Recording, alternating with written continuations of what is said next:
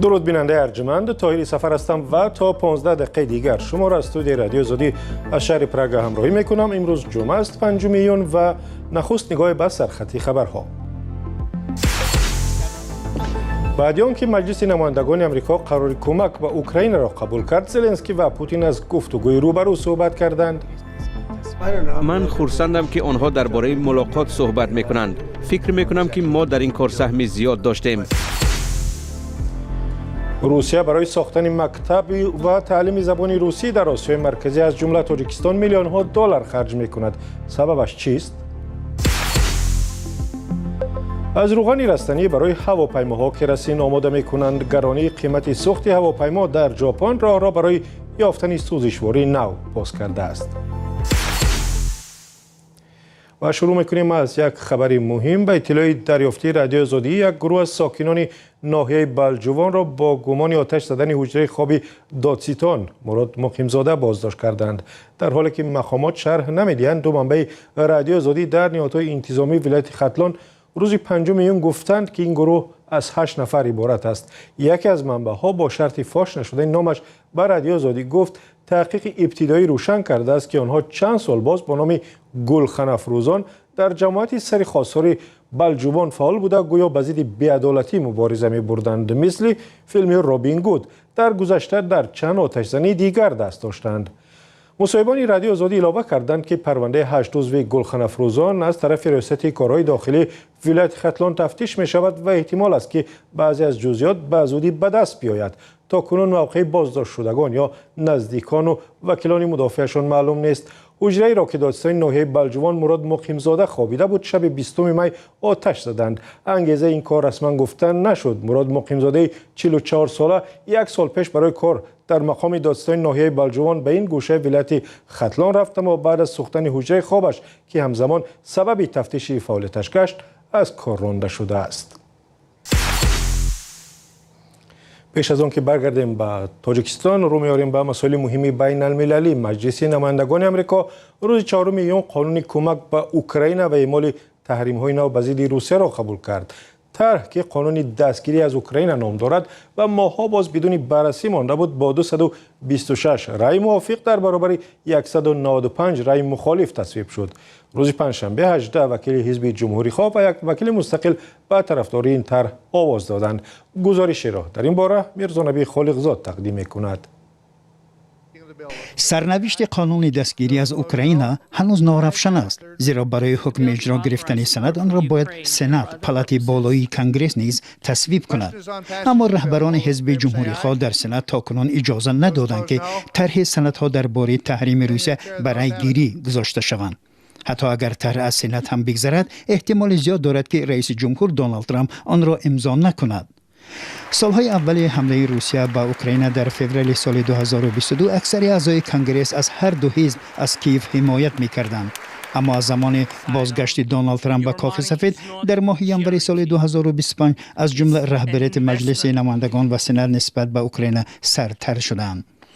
کمک‌های واشنگتن به حکومت کیف در حالی کاهش یافتند که روسیه و اوکراین با استفاده از موشک و پهپادها و توپخانه‌ها به یکدیگر ضربه می‌زنند و حمله می‌کنند. مذاکرات صلح به بنبست روبرو شده است، زیرا اوکراین طلب ولادیمیر پوتین رئیس جمهوری روسیه را در مورد دست کشیدن از بخش‌های از قلمروهای کشور رد می‌کند. قانون دستگیری از اوکراین تدبیرهایی را برای بازسازی این کشور پس از جنگ پیش بینی کرده است و بر اساس آن باید اوکراین بیش از 1 میلیارد دلار کمک مالی و تا 8 میلیارد دلار قرض بدهند. سند همچنین تحریم‌های سخت و نظارت صادراتی را علیه روسیه از جمله به نهادهای مالی، کارخانه‌های استخراج معدن و نفت و مقامات روسی پیش بینی می‌کند. در خود اوکراین رئیس جمهور ولادیمیر زلنسکی در یک نامه واضح به ولادیمیر پوتین رئیس جمهوری روسیه مراجعه کرده گفته است آماده است برای پایان دادن به جنگ با او روبرو ملاقات کند. ولادیمیر پوتین روز 4 ایون گفت اگر توافقی حاصل شود امضای سازشنامه صلح را با ولادیمیر زلنسکی رد نمی کند. سوالهای زیادی وجود دارند، اما اگر ما تا حد امضای سندها پیش برویم، اگر خواهش از راه صلح‌آمیز پایان دادن به این نزاع باشد و روسیه این خواهش را دارد، ما نفرانی را که زیر سندها امضا گذارند پیدا میکنیم، به شرطی که اراده سیاسی وجود داشته باشد. ولادیمیر زلنسکی در نامش گفته است مردم زیاد روسیه از حمله های موشکی و پهپادی اوکراین، گرانی نرخ و کمبود مواد سوخت در روسیه خسته شدند و آماده صلح هستند. دونالد ترامپ رئیس جمهوری آمریکا روز پنجشنبه در واکنش به این رد و بدل ها گفت اگر رهبران اوکراین و روسیه برای پایان دادن به جنگ در اوکراین با هم ملاقات کنند، یک کار عالی خواهد بود.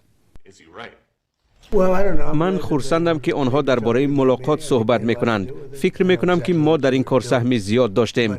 به نظر من اگر آنها ملاقات کنند بسیار عالی خواهد بود. برمیگردیم به تاجیکستان. روسیه تلاش کرده است در چند سال گذشته در تاجیکستان مکتب و مرکزهای روسی تشکیل کند و برای تعلیم با این زبان به دوشنبه و گوشه‌های دیگر تاجیکستان آموزگار فرستاد. این در حالی است که شهروندان کارجوی تاجیکستان و زن و فرزندانشان در روسی خوشم ندارند و پیوسته تعقیب و تأخیر و گاه با سبب و بی سبب از آن کشور رانده می شوند.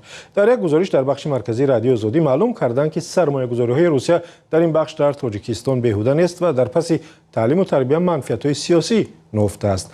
در صحبت پیش از این برنامه همکارم کیومر سیاتا این گزارش را برای ما و شما خلاصه کرد. طاهر، در این مطلب سرمایه‌گذاری گسترده مسکو برای تعلیم و تربیت در تاجیکستان و کشورهای دیگر آسیای مرکزی یک نوع تلاش برای حفظ نفوذ دیرینه روسیه در منطقه ارزیابی شده است، جایی که حالا چین حضور خود را بیشتر کرده است و طوری می‌بینیم در سالهای اخیر توجه کشورهای غربی نیز به آن افزوده است. در همین حال روسیه تنها در سال 2022 با اجرای یک طرح 150 میلیون دلاری 5 مکتب روسی را در تاجیکستان افتتاح کرد و نیت دارد که تا سال 2030 5 مکتب دیگر سازد. در این مکتب‌ها درس‌ها با زبان روسی می‌گذرند و تاریخ و فرهنگ روسیه از بخش‌های اساسی هستند. با وجود آنکه نسل جوان در تاجیکستان به آموختن زبان‌های انگلیسی یا چینی روی آوردند، طلبات به تحصیل در مکتب‌های روسی همانا بلند بوده است و مؤلفان گزارش گفتند که مهاجرت کاری و امکان تحصیل بی پول در دانشگاه‌های روسیه از جمله سبب‌های اساسی دانسته می‌شوند. همکاران ما با یک ساکن 42 ساله شهر باختر صحبت کردند که یک دخترش در مکتب روسی در همین شهر می‌خواند. نامش مختار است، او بیناکار است و می‌خواهد که پسرش را نیز به همین مکتب دهد. و گفته است که این مکتب راه را به دانشگاه‌های روسیه و احتمال به جایهای بهتری کاری در آن کشور باز کند. یک تحلیلگر سیاسی در تاجیکستان گفته است مسکو با بنیاد مکتب‌های نو روسی در آسیای مرکزی از جمله تاجیکستان نسل آینده را هدف قرار داده است تا نفوذ خود را در دراز مدت تأمین کند. با گفته این کارشناس، جوانان آسیای مرکزی برعکس نسل بزرگسال از دوران شوروی هیچ خاطره ندارند و هرچه بیشتر زیر تأثیر کشورهای غربی و چین میمانند. از کیومر همچنین پرسیدم توجه و سرمایه‌گذاری‌های روسیه برای تأسیس مکتب و تحصیل با زبان روسی تنها در تاجیکستان است یا در کشورهای دیگری آسیای مرکزی هم عینی وضع دیده می شود؟ روسیه در سراسر آسیای مرکزی ده‌ها طرح آموزشی را سرمایه‌گذاری می‌کند. یکی از طرح‌های نمایان‌ترین این بنیاد قرارگاه دانشجویان با ارزش 200 میلیون دلار برای دانشگاه اسلاویانی روسیه و قرقیزستان در شهر بیشکک است. روسیه همچنین عهد داده است که در سراسر قرقیزستان چند مکتب نوی تحصیلشان با زبان روسی خواهد ساخت. در قزاقستان که زبان روسی در برابر قزاقی مقامی رسمی دارد، توجه مسکو بیشتر به دانشگاه‌ها و آموزشگاه‌های کسبی روانه شده است. ولادیمیر پوتین رئیس جمهوری روسیه روز 28 می امسال هنگام سفرش به قزاقستان گفت که تقریباً 60,000 دانشجوی قزاق در مکتب‌های عالی روسیه تحصیل می‌کنند. صرف نظر از کوشش‌های حکومت در ازبکستان برای تبدیل دادن زبان ازبکی به زبان اساسی تعلیم، تحصیل با زبان روسی در مکتب‌های عالی و بخش تکنیکی این کشور همانا سر استفاده بوده است. دانشجویان از ترکمنستان بر اساس سازشنامه‌های بین حکومتی تحصیل خود را در دانشگاه‌های روسیه ادامه می‌دهند و با وجود محدودیت‌های زیاد رابطه‌های تعلیمی را نگاه می‌دارند. در همین جا طاهر باید بگویم که پیشتر هم در کشورهای آسیای مرکزی از جمله تاجیکستان مکتب و دانشگاه‌های روسی بودند، ولی حالا شمارشان بیشتر و توجه مسکو به این سمت افزونتر شده است. سرمایه‌گذاری روسیه به بخش معارف در منطقه در حال انجام می شود که حکومت‌های کشورهای آسیای مرکزی تلاش دارند زبان و هویت ملی خود را تقویت دهند. این روند پس از فروپاشی اتحاد شوروی در سال 1991 آغاز شده، در سالهای اخیر سرعت بیشتر گرفته است. که همکارم کایمر سیاتا درباره تلاش روسیه جهت رایج‌تر کردن تعلیم زبان روسی در کشورهای آسیای مرکزی از جمله تاجیکستان صحبت میکرد. گزارش مفصل را در این باره میتونید در وبسایت azadi.org بخوانید.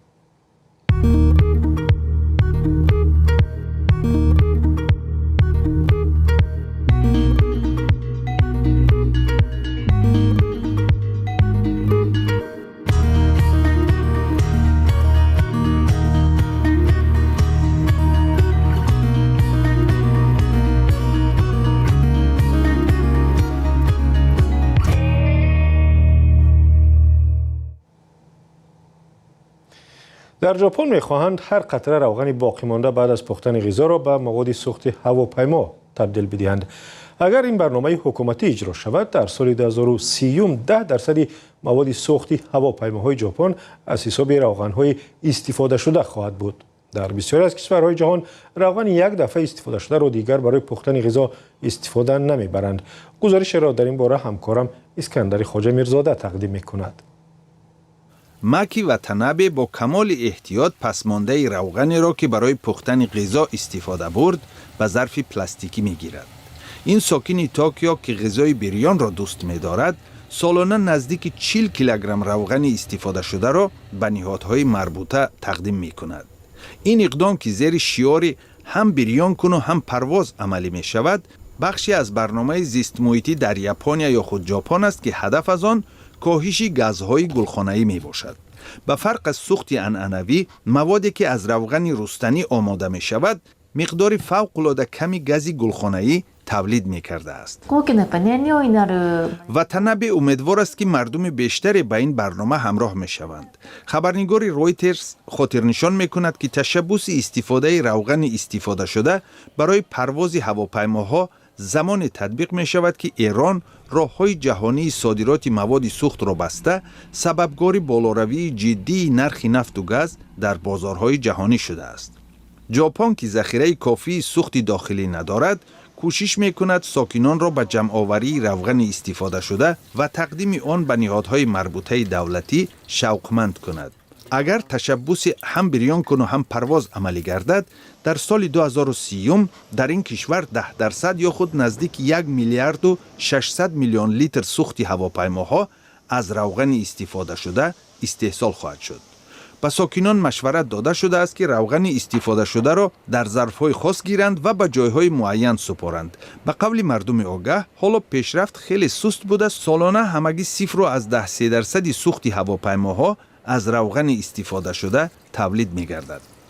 یوکی نیشیمورا متخصص یکی از شرکت‌های شریک در اجرای برنامه میگوید بحران و نزاع‌های سراسری که باعث تأمین نامنظم سوخت عنعنوی و بالا رفتن نرخ آن گردیده است، اهمیت تولید مواد سوخت از روغن استفاده شده رستنی را بیشتر می‌کند.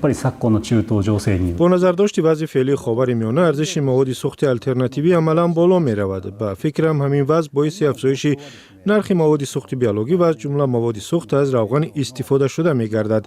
ما تصمیم داریم کوشش‌ها در این سمت را دوام دهیم. این تشبس‌ها می‌توانند نه تنها اقدام زیست محیطی بلکه همچون منبع آلترناتیوی تولید مواد سوخت خدمت کنند.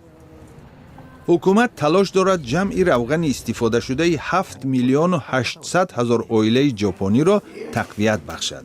برای اجرای این برنامه 13,000 مکان خاص با ظرف‌های ویژه تامین شده است. به قول دستاندرکاران برنامه، اگر تا سال 2030 هر قطره روغن استفاده شده برای تولید سوخت هواپیماها به کار گرفته شود، همگی 25% تشبوس هم بریان کن و هم پرواز اجرا شده کشور همانا به واردات نفت و گاز پایبند خواهد ماند.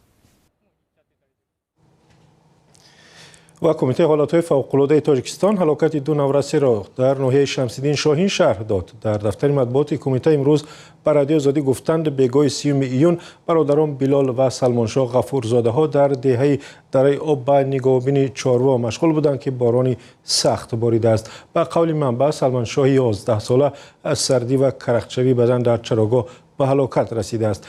برادر این نورس را به بیمارستان بردند و احوالش خوب است. مقامات گفتند شامگاه 3 ایون همچنین شمیل هاشم زاده نورس قربان شد در سیل. با پایان برنامه اخبار آزادی رسیدیم. بسیار سپاسگزاریم که تا این لحظه ما رو همراهی کردید. خبر و گزارش‌های بیشتر در وبسایت azadi.org.